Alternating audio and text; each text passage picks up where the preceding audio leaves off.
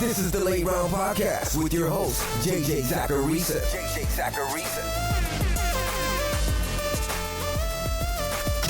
What's up, everyone? It's JJ Zacharisa, the editor-in-chief at FanDuel and at numberfire.com, and this is episode 266 of the Late Round Podcast, one of the many shows that are part of the FanDuel Podcast Network. Thanks for tuning in. Today's a mailbag show, and there are tons and tons of great questions, so I'll be diving in right away. But real quick, I want to remind you guys to check out the Numberfire Draft Kit before your fantasy football drafts.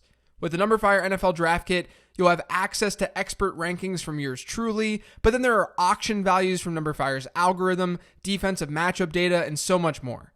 Plus, you can customize the draft kit to fit your league settings to make sure you're getting the most accurate projections and rankings possible. Late Round Podcast listeners can use the promo code CHAMPION to get your first month of premium for just $9.99. Again, that's promo code CHAMPION. Start your journey to a fantasy football championship today. This first question is from @JSmoothMV13. Which running back situation are you more concerned with, Zeke or Melvin Gordon? Love the podcast. Keep doing great work. Thank you. I'm more concerned about Melvin Gordon, and it's strictly because of how I think the team views him versus how the Cowboys view Zeke, and the importance that those two bring to their teams. And Zeke is the better player between the two. Even if running backs don't matter a whole lot, that talent level and even just the perception of the talent discrepancy matters here. Because a team's going to be more willing to pay someone like Zeke, especially given their offense, than Melvin Gordon. I still do think that Zeke will get his contract in play. But as I laid out on a mailbag show a couple of weeks ago, Melvin Gordon could very easily hold out into the middle of the season. And the Chargers have capable and somewhat proven backs behind him on the depth chart, whereas Dallas doesn't.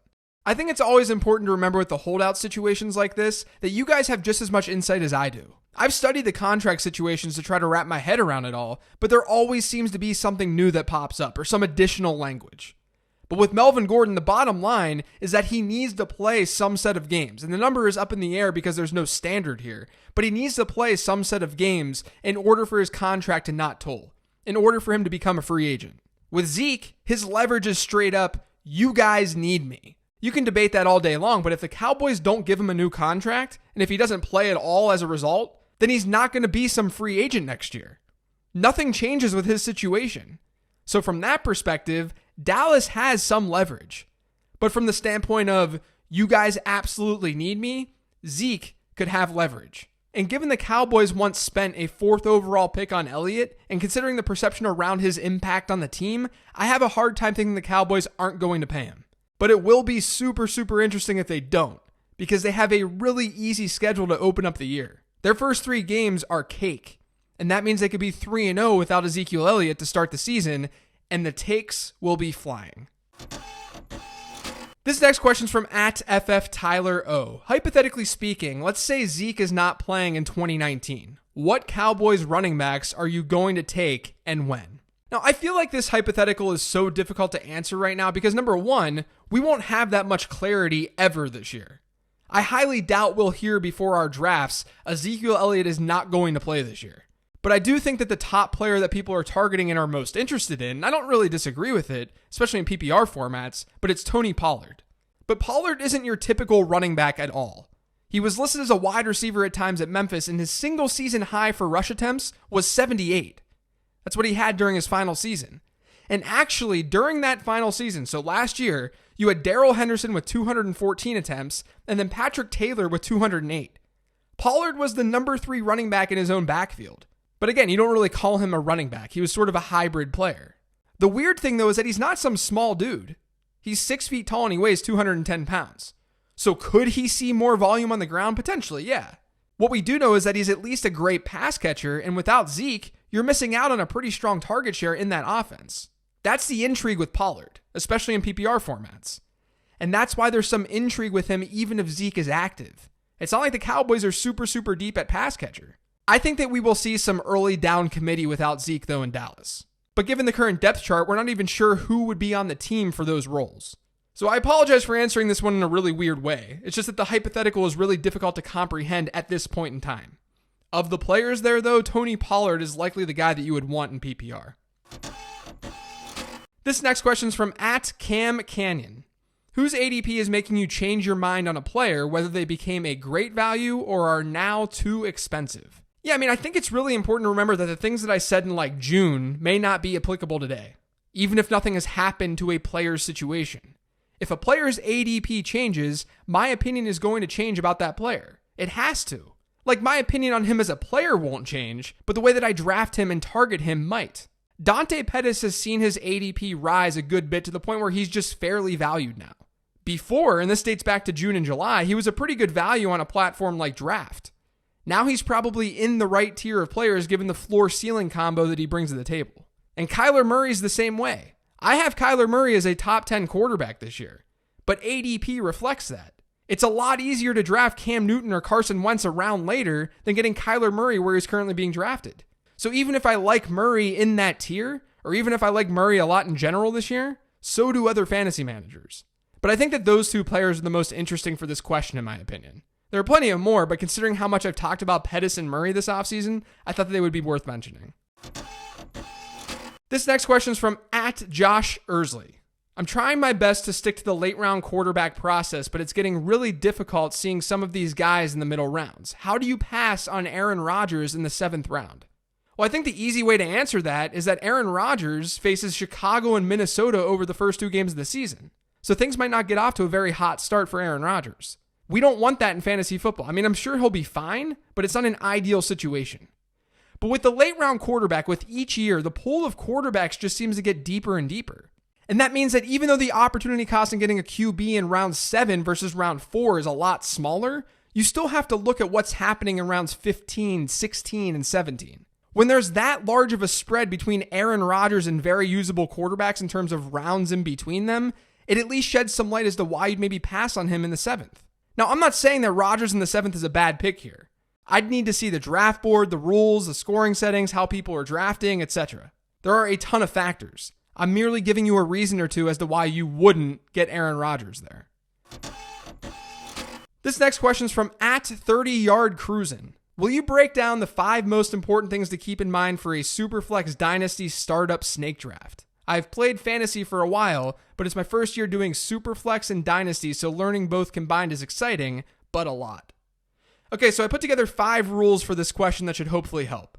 They're very high level, they're not very detailed, but they at least should give you a general idea of how to approach this. Okay, number 1, quarterbacks are currency. You can wait longer than your league mates for a quarterback more than likely, but know that having 3 or 4 starters is necessary not just for your own team, but to be able to trade to quarterback needy teams. Number 2, now to this point, aged quarterbacks are always cheaper than they should be. Quarterbacks play longer than we always think they will. And if they're locked in as a starter, they're valuable.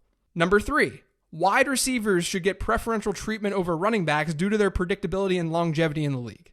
Number 4, use a 3-year window when evaluating players. People tend to overrate what they think that they know about the future, which drives up costs for young and unproven players.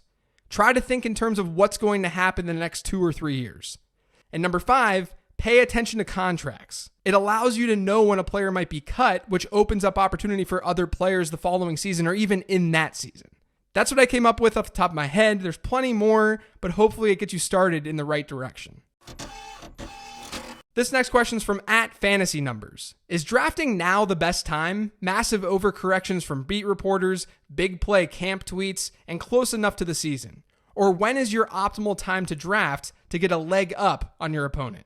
So I wanted to talk about this one on today's mailbag because I'm so tired of people going to social media and yelling at analysts and anyone who drafts in like late July or early August because they don't have enough information to draft right now or because injuries are going to happen in the preseason.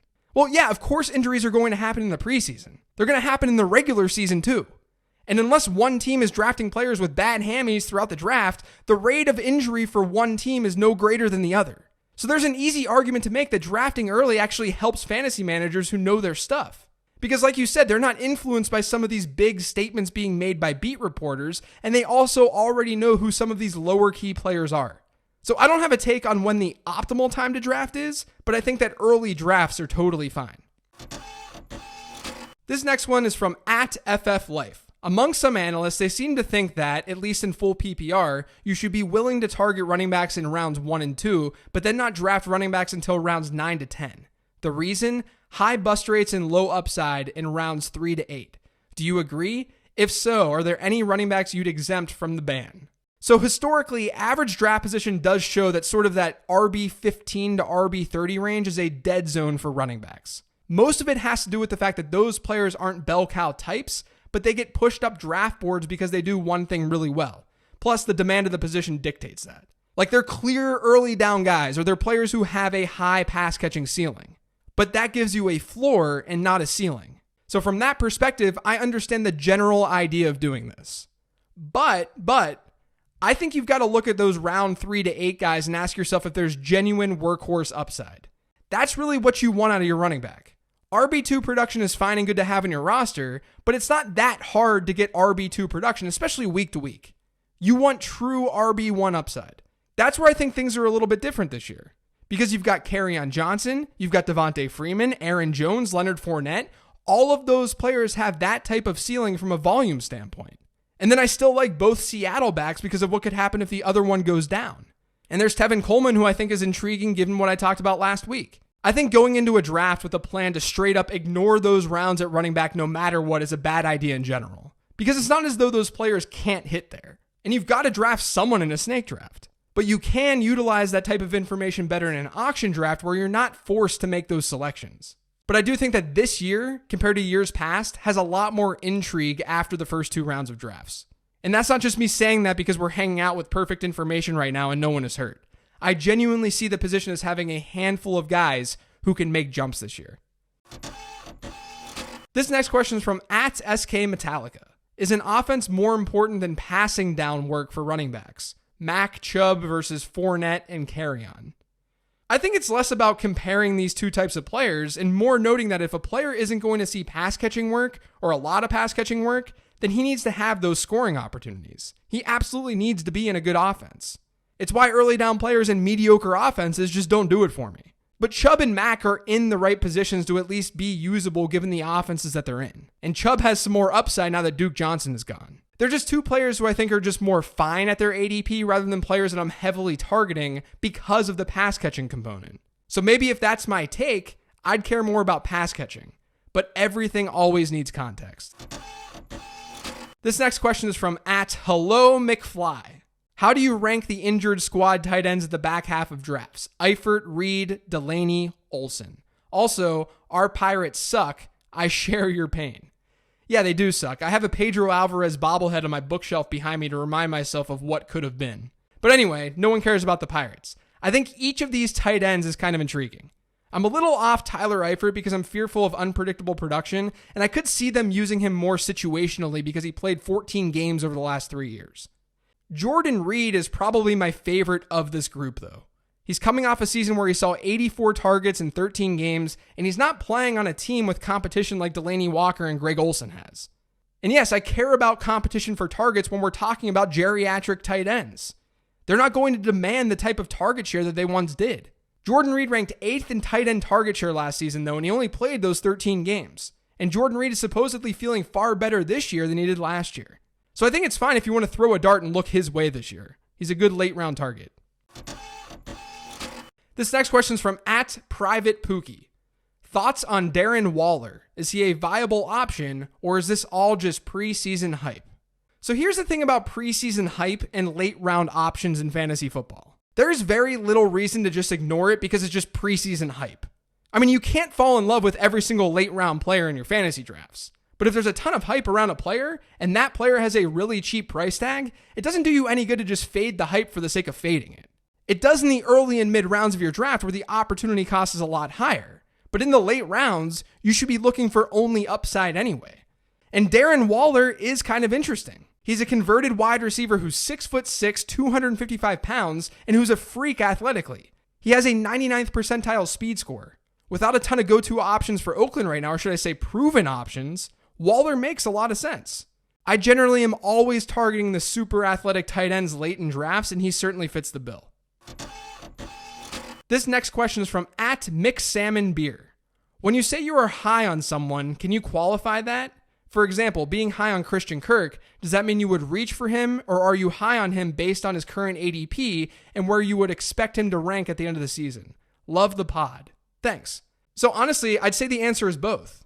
I'm high on someone when I like him more than what his average draft position is saying. But that would then mean that I would reach for him. Because a reach means that you're getting someone ahead of where they'd typically be drafted. So it's all sort of the same thing. But hopefully that clarified things for you. This last question is from @savage10463. How did you get your start in fantasy football? I get this question for the Mailbag show every once in a while, so I figured I'd end the show on it. I got my start in fantasy football in 2011 to 2012. I'd been playing for years, but that's when I started really writing about fantasy football. I didn't really like my day job very much at this advertising and marketing firm that I was working at. I liked the people and the environment, but I could already see my career going in a direction that I didn't like. So I decided to start writing my thoughts down on fantasy football. Fantasy football had always been a passion of mine. It was something that I really enjoyed. Those thoughts then turned into my ebook, my first ebook, The Late Round Quarterback. At the time of publishing that ebook, quarterbacks were being drafted in the first and second rounds of drafts. 5 of them had ADPs in the first 2 rounds in 2012. So it was the perfect time to publish something on why that made no sense and why it was just an overreaction to what happened the previous season. Now, admittedly, that book sucks now. Like, people always ask me where they can get my book, and I'm like, you really don't want to read that book. Because things have evolved and my own analysis has evolved over time. And that's the way that it should be. But after launching my book, I got involved on fantasy Twitter, met some really great people there, and eventually, about 6 months after writing every day on lateroundqb.com, Evan Silva hit me up to do a quarterback series on RotoWorld. Soon after that, Mike Clay messaged me to write for Pro Football Focus, which is where he was at the time. So I wrote about 3 articles or so on Pro Football Focus, and then Numberfire came calling that they needed someone to run their content. And I'd been running content on lateroundqb.com with a group of writers, so it was just a natural step up. And I've been with a lot of the same people at Numberfire ever since. So it's been over 6 years now. Now, I didn't really know what to expect when I first started writing the Late Round Quarterback ebook. But I knew I had something to offer, and I knew at the very least that it would be a good outlet for me. I think having that outlet is important for anyone who's struggling to find purpose with their job. I'm grateful that this is my job. I'm grateful I make a living doing this.